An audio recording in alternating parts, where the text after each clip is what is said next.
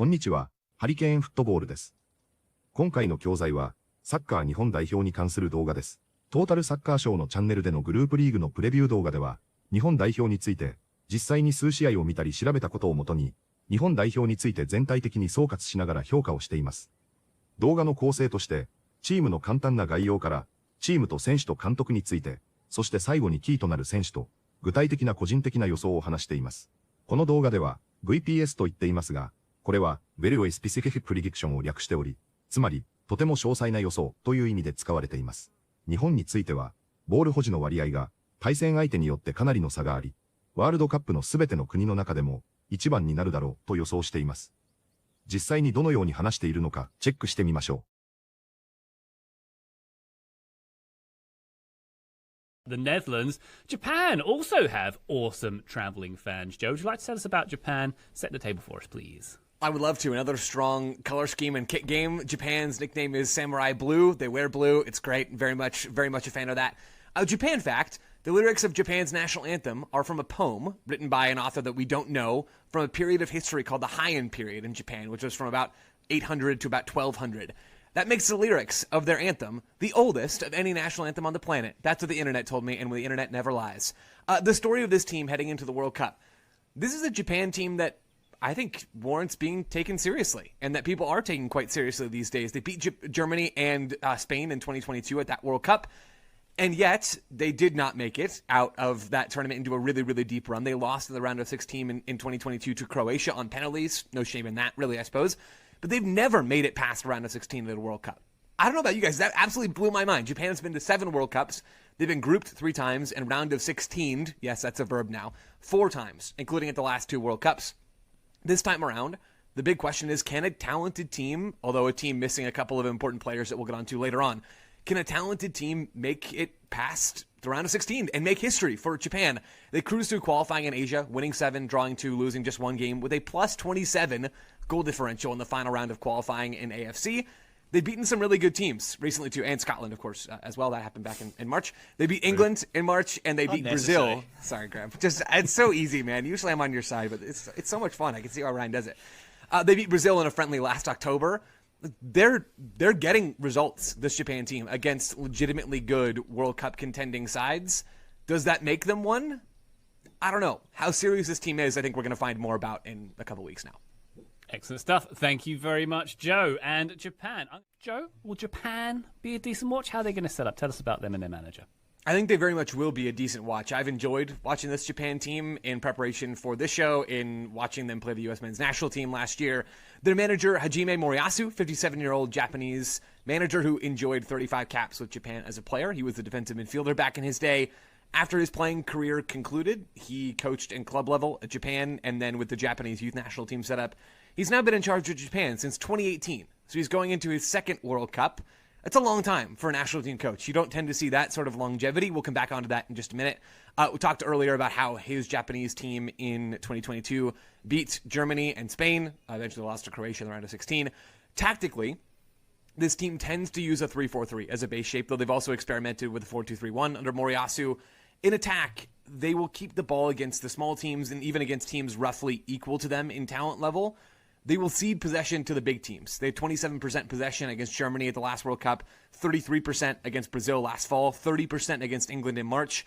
I think that paints a pretty clear picture. Now, as far as this group is concerned, I have genuinely no idea how Japan will approach their game against the Netherlands. I think that could be one of the most fascinating games of the entire group stage. I think they will end up owning a lot of the ball against Sweden, or at least being close to parity, and I think they will absolutely control possession against Tunisia. What that results in terms of the Netherlands game, I really don't know. I mean, the Dutch, I imagine, will have more of the ball in that game, and we will see Japan flex into a different setup, but it's a really interesting group for Japan and for how they play. When they do have possession, they tend to have short passes rather than really long ones, but are quite progressive, without those long aerial balls.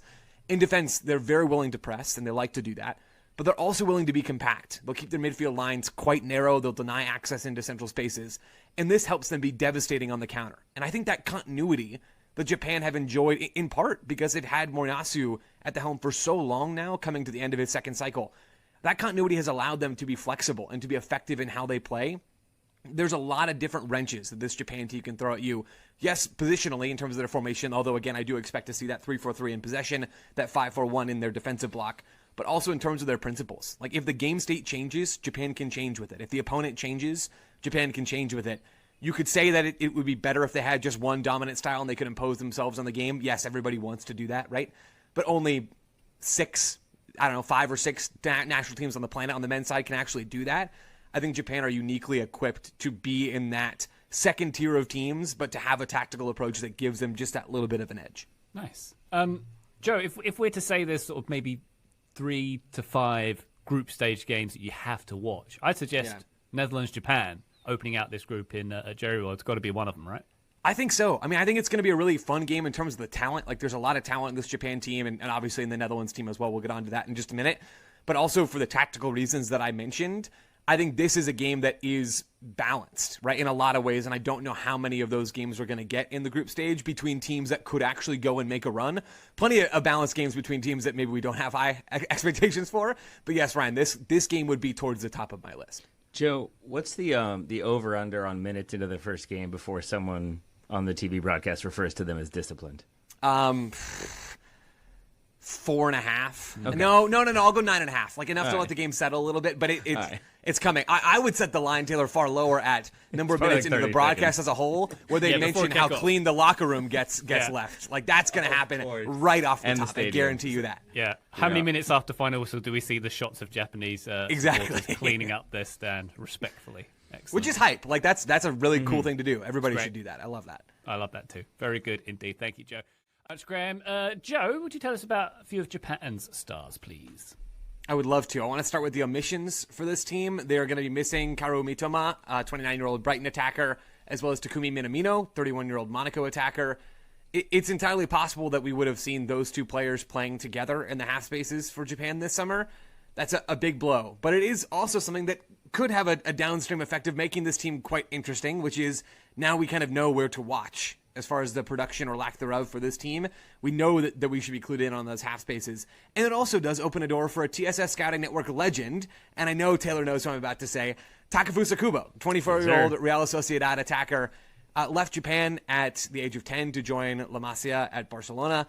Eventually had to go back to Japan because Barcelona were doing no-nos. Real Madrid swooped in for him once he turned 18. Was at the 2022 World Cup with Japan. Things didn't go very well for him, and that's sort of been the story of his career, which is like the classic hyped up youngster who goes to the highest level and just can't quite crack it. That's been Kubo's story. He started the very first game for Japan at that World Cup against Germany, comes off at halftime, doesn't play the next game in that loss to Costa Rica, does start in their final group stage game against Spain, comes off at halftime with an injury, and then has to miss the Croatia round of 16 game. So it was not the World Cup that he wanted, despite Japan having some pretty notable moments along the way.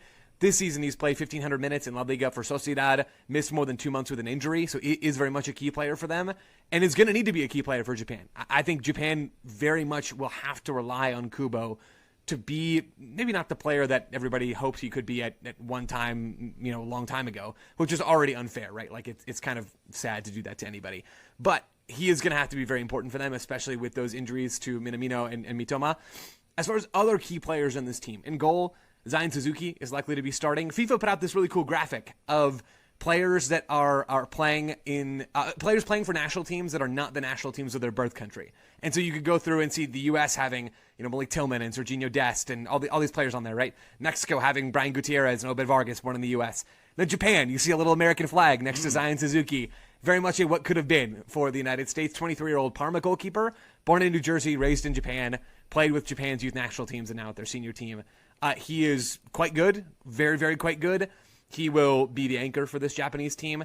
At center back, Ito, Bayern Munich center back, former Stuttgart center back, moved to Bayern in 2024. Not a regular starter for Bayern by any means, but he's a good player. Like, you don't end up at Bayern Munich and actually playing real Bundesliga games without that being the case. Tsuyoshi Watanabe, 29-year-old Feyenoord center back, will likely be in the back three with Ito. He started 30 games for Feyenoord this past year in league play.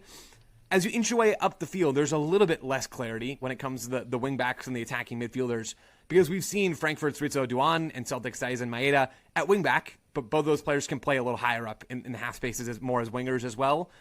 Midfield, though, really is the strength of this team, as far as I'm concerned. The midfield and the center back, I think the spine is really nice. Daichi Kamada at Crystal Palace, Wataru Endo at Liverpool, Kaishu Sano at Mainz, Ayo Tanaka at Leeds. Like real steely quality players who can move the ball and are not incapable defensively. There's a lot to like about all that stuff. And then striker, Ayase Ueda looks like the starting striker. He scored 25 goals for Feyenoord this past year. He scored everywhere he's been, man. I always think about, not that this worked for Atlanta United, I think about Garth Lagerwey talking about striker quality and sort of his theory, or at least, it seems like this was his theory over the years in Seattle and then in Atlanta when they're looking to sign a new striker, is you want a guy who's scored double-digit goals in multiple leagues, right? That shows that they can translate from one environment to the next, not just this 22-year-old who's only scored in Belgium and then comes to MLS and you don't have as much confidence in that translation. You want someone who's already made a move to another country in a different environment and who's put up goals in a different system with all those other factors. Ueda's done that. He scored double-digit goals with Feyenoord this past year, had 18 goals with Cercle Bruges in Belgium, 3 straight seasons with double-digit goals in the J-League. Now he's very much dominating one of the best non-Big Five leagues in Europe, and Premier League teams are reportedly interested. So there's a lot of quality in this Japan team. Again, even with those couple of very important absences, there's a lot of players that have a lot of experience at high levels. And I think that mixed with the continuity that this team has tactically over now 2 World Cup cycles, that leads into my VSP, which is that no team will have a larger swing between their highest possession game at the World Cup and their lowest possession game at the World Cup than Japan. So Japan's gap between those 2 games, their highest possession game and their lowest possession game, will be the biggest. Their high talent level makes it so that they can control the ball, and the continuity there helps. And also the fact that we've literally seen them at basically every turn sit deep and try to play in transition against the big boys. If they meet a big boy, a true big boy, they will play against the ball. And I think that gap will show itself and it'll be bigger than anybody else's. Nice. So maybe round of 16 or round of 32 if we're going to introduce that one.